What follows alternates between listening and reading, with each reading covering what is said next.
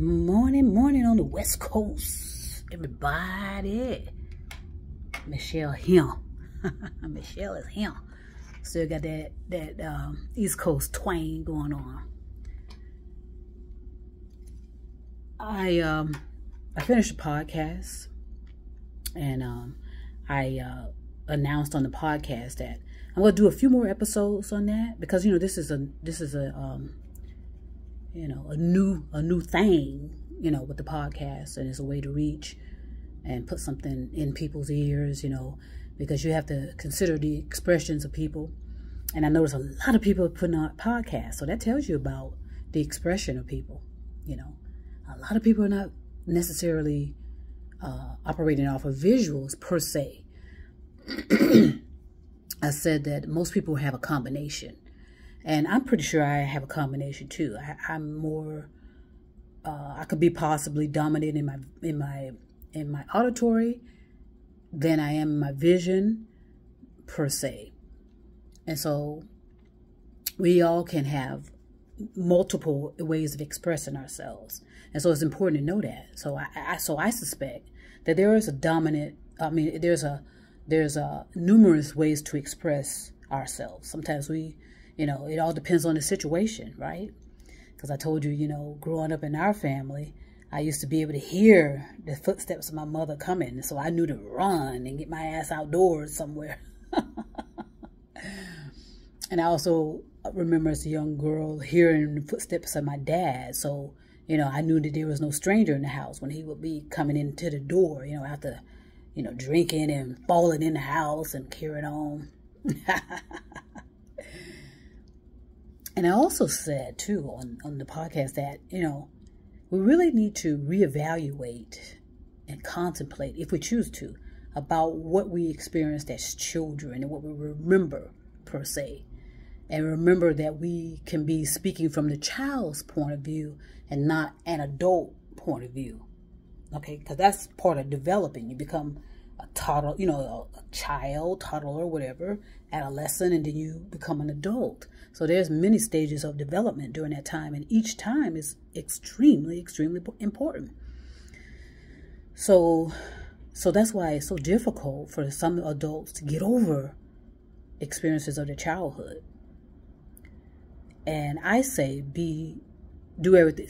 Consider, you do whatever you want, but consider being impersonal about it and see what happens. And then you realize, because that's what I did. I re-examined everything about myself, and I put myself through it because I knew I could handle it. I knew it was time. Everything's about timing. And it wasn't until I retired that I had the time to consider. Because when I was working in that toxic environment, I barely got 2 hours of sleep. And I was working over 12 hours sometimes, for a while.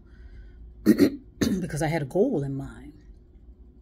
Sometimes you have to put yourself through a hard, hardcore life, as long as you have some plans. And I did. So, in other words, a lot of people want everything to be pretty all the time, and that's illogical. Or they feel like they want to not stretch their physical involvement with things. That's why I said we have too many feminine straight males, and I'm gonna go into that another time as well to make sure that's clear and effective. Because a lot of people just don't want to get dirty. They don't want their hands to get dirty. They don't want to mess up their nice suits and ties. But yet, keep in mind, the biological male has strength for a reason, right? They'll admit that they got this strength, won't they? Physical strength. That's why they stay in the gyms and whatnot, right? To enforce that. But there's things to do, and they worry that women are being more masculine. There's a certain segment of toxic masculinity in the female, in that female realm, the biological female, but that has to do with, I'll go into that a little later, but, I think it's just massive confusion, really. And all this other stuff like, you know, terrorizing our consciousness, where it's like a consciousness development, and we have no idea how to present ourselves, you know, because we haven't neutralized the male and the female. And so we're kind of projecting a lot of what we think men are supposed to do, what we think women are supposed to do, but not considering, okay, what's logical and what's reasonable about that. Why do males have this and why do females have that? It's an attempt to neutralize the environment, our identities and such. So a lot of what did I call it? Menu items that we like to, we see things as menu items. Okay, let me get a masculine female with some, and that's pretty, and that, it's like we're picking from a menu item as to what we believe we are. And that's when I know people don't have no idea who they are. I know who I am because I put it in the work. Okay, yes, I am a masculine female, but I am a female nonetheless. I don't want to be a man. I think men are disgusting. I do, really. But anyway, I don't want to be a man, and I'm not attempting to disrespect a man, to think that I know how a man is supposed to act. I know men have strength, and like I said, they'll tell you that, physical strength, but it's how they use it. And most of them are not. Okay, so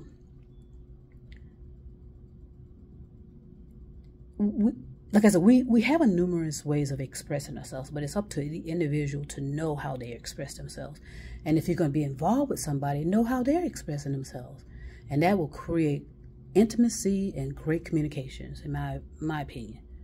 To understand your partner, understand your wife, understand your husband, significant other, how are you describing them, so that you can better have some empathy for them, some compassion, and be able to step into their shoes and see what they see, hear what they hear, and feel what they feel, and not make everything always personal about me, because that is what was happening on the social media platform, and that's when you knew that there was these attention grabbing people out there.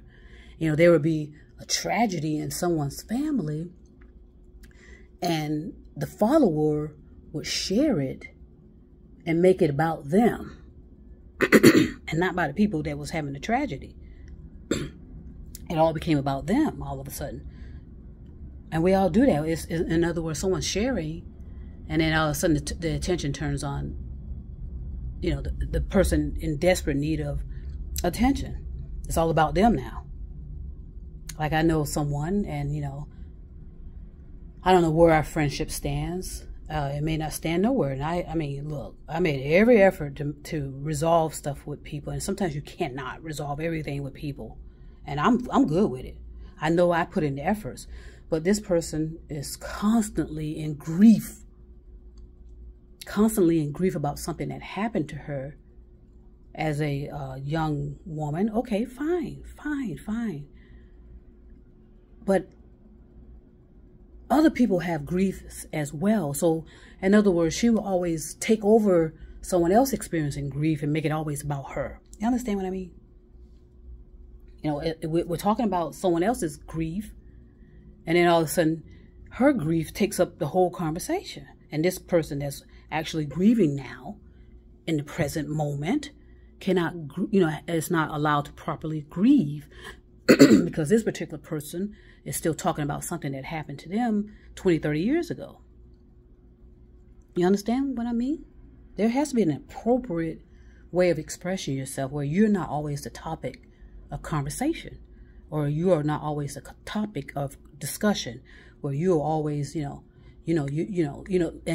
other words, there'll be, like, say, for example, you're in a group and everybody's discussing their grief, and that's fantastic if you are allowed and feel safe in doing that. But then for the whole conversation to always be about one person every time. Every time I attempt to resolve stuff with this person, that's what always come up. And so I had enough of it, honestly. Okay, and just had to just let this person know, okay, look, all right? So Sometimes you have to do that. And like I said, if you look at the big picture and make it impersonal and say, okay, what did I really go through as a child? Was it as bad as I made it out to be? Or was it more to that? You know, just if you can, nobody needs to know that. But that's so that you can heal. A lot of people want to continue to be healing. At some point you need to heal. Okay, I'm healed. And so now I'm moving on. I've been doing that for a while. I mean, I'm continually developing, but I'm not healing. My wounds, you know, the wounds are, I consider the wound healed. And I can say that in confidence. And what does that mean? Does it mean I'm downplaying whatever I went through or whatever caused me to be injured? No. It doesn't mean anything like that. But I think you're more effective if you can make it impersonal and not make it always about you. You know, it's about me needing all this attention all the time. And just, you know, just pure drama and causing people to lose their minds, literally.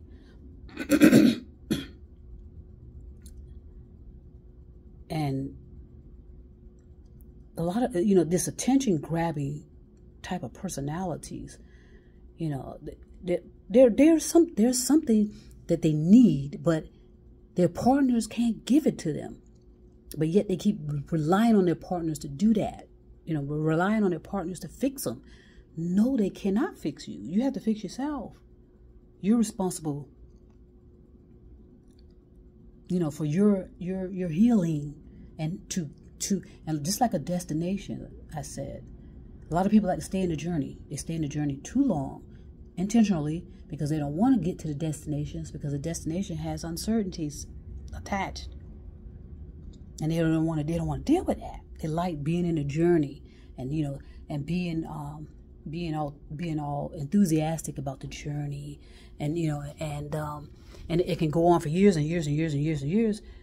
And they want, you know, in other words, they're intentionally avoiding the destination, because that means that they're not going to get no attention about the journey. Does that make sense? Consider it. You know, contemplate, cultivate, meditate, but don't ruminate. So, expressing yourself, yeah.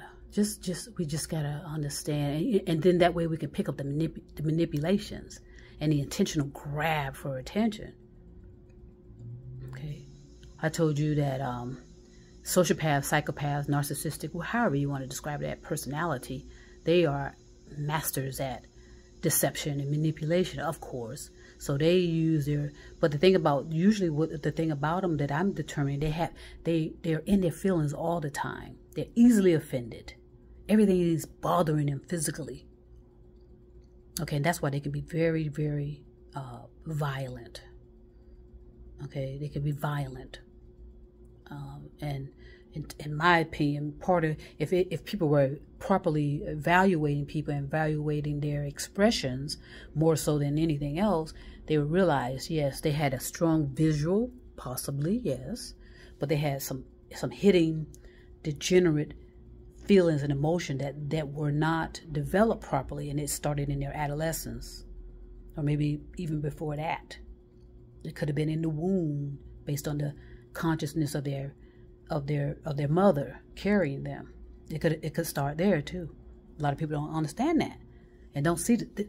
I mean, there has to be, if you're thinking logically, it has to be a connection. You know, when you are procreated and you are conceived in somebody's body, you don't think you're connected to that, and that you're not affected by the consciousness of that, of the person carrying you? You know, think about it. You know, consider it. Be impersonal about things. You know, just kind of take your ego out of the way, take your beliefs out of the way, your convictions, and consider that. Wow. You have to connect the dots. You have to put the missing pieces together. That's part of evolution. You cannot be given all the answers. You have to think it through. And I know it's hard. Sometimes I don't like thinking through things, especially when it's details about, you know, you know, all that. I told you the kind of details I do not want to get mixed up in. I've said it enough, and I'm not going to say it again. It's like, you know, you deal with that. I don't want to deal with it, but let me know what's going on, though. But I don't want to deal with a lot of these details about numbers and, you know, that kind of stuff. You know what I'm talking about. Marketing. Boop. I said it. Uh-oh. But anyway, yeah, it's a beautiful day in the neighborhood. You know, I can see the mountains in the distance here. Hear the airplanes, noise pollution, blue skies. Yeah, people are kind of bundled up. I hadn't gone outside yet, have I? No. People are bundled up here, you know. And so I'm in short sleeves here. So the plastic, you know, this kind of plastic material on the windows to keep out the drafts must be working. So I may consider putting an extra set up there just to be ready for, you know, ready for the winter. So yeah, figure out how we express ourselves and take the time to get to know people. Even, I don't care how long you've been with them. You know what I mean?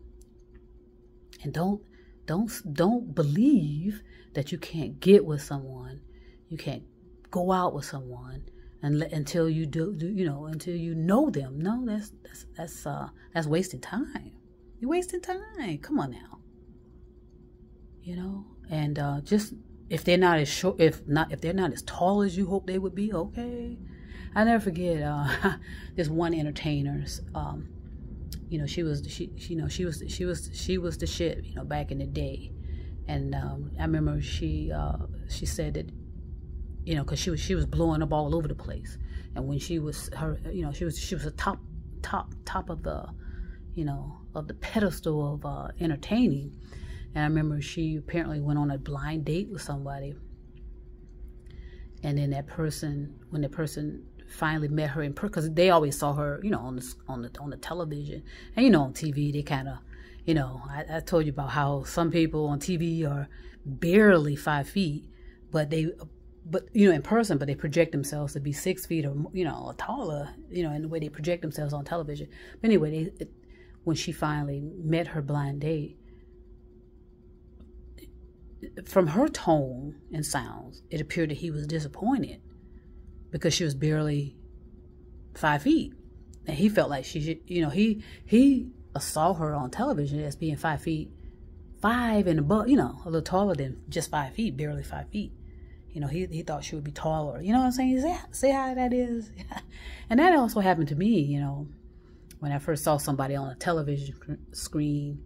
You know, they look bigger than life, and that's just how we are projecting people, you know. But then when I saw them in person, they're petite. So what? I mean, okay. So we in most cases, 99.99%, we're the ones projecting on people or in delusion about people, and, you know, and not really getting to know people and realize they're human beings too. You know, like all because somebody can, you know, dunk a ball, you know, run a touchdown or, you know, do a hole-in-one. I mean, does that mean that they can't have issues and problems in their marriages, in their finances, in their life? You know? So, know your expressions. And like I said, you can have some mixtures of expression, and I'm sure there's more than we'll ever know. Or not that we'll ever know, but more to learn about that. Always something to learn. Always something to build on with your knowledge. You ought to be building on your knowledge, not thinking, okay, I got the answers, I don't need to do no more, like so many so-called scientists do. They think that's the end of it. You know, they put a paper out, they put a conclusion out, they put out theories and opinions, and they think, okay, that's it, no more. It's crazy. And I dare anybody to, like I said, consider reading the so-called Constitution, and show me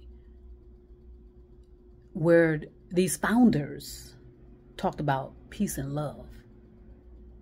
and all of that, because we're coming up on a holiday, these manufactured holidays, these delusional holidays that do not match up to logic, reason, and more so results. Okay, so enjoy your day, enjoy each other. I'm going to stop right now because, of course, guess what's happening? I'm hungry. And then also, I'm really, really enjoying some of the stuff that I'm reading. And I'm so thankful that I have material to read. And, I suggest everyone, take the time whenever you have time. I know it's hard. I know, because we manufactured it to be hard. We manufacture our lives to be complicated, on a materialism scale instead of on a consciousness scale. So a lot of people got too much going on. They're too busy. You know what I mean? And you need to, and like I said, that's why I want to do a nonprofit, because at some point, whether I founded it or not, it doesn't belong to me.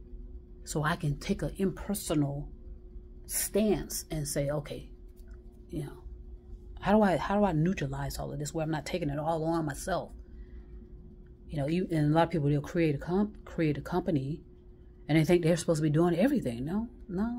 And then on top of that, you have to discern people that are around you. It's a difficult process, I know. But at some point you got to neutralize your involvement and make it impersonal. And if you don't, and take your name off of it, because I know if something happens under your name, a lot of people, take that on as well. Consider, doing some, if you want to put your name on your project, you can, but know all the pressure that comes with that. If you have a whole lot of people around you and if something happens, that's all. So that's why I say I like a nonprofit, because most people don't name their nonprofits after themselves, but some do. Not me. I don't want to do that. That way, when it separates from me, because it will, it doesn't belong to me anymore. Remember, it goes from I to we to us. So, but I can still participate. I can still be a part of it, but it's not tied to me personally. Because if it ties to me personally, it just puts more unnecessary pressure on me. Got me? Release the pressure off of yourselves and not be so pressurized by your materialism. Focus on the humaneness. Focus on the human interaction. The intimacy with your partner, your wife, your children. Okay? So I'm going to end it there. I'm going to send peace and love all over the stars and moon and mountain. And trust me, I'll be back.